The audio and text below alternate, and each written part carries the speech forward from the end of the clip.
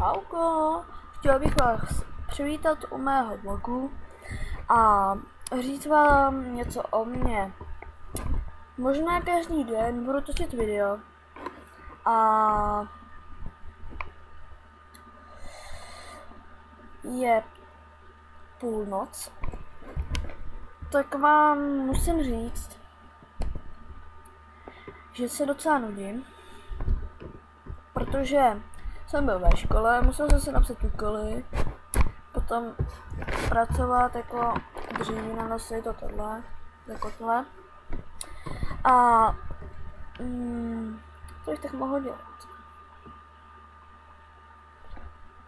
Haleluja. Můj brácha se jmenuje Mirek a já jsem Lukáš.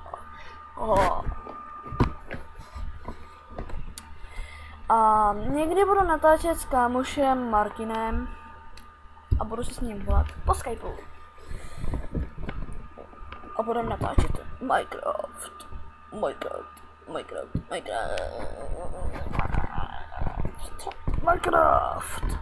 Obama YouTube style. O 10 videa na serveru YouTube. Tady to video dáme na YouTube. Až vás označím, až mě budete líbit. Až mě budete označovat.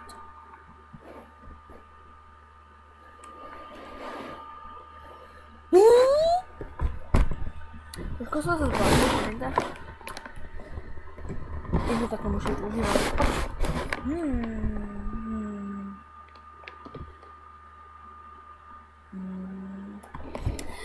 Ale již tak si to neberte vážně, že se chovám jako pitomec a jako debil.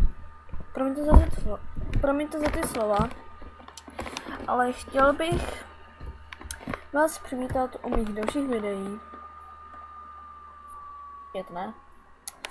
U mých dalších videí o Minecraftu. Potom je budu točit a to je asi všechno. Tak čaute. Tak čauko.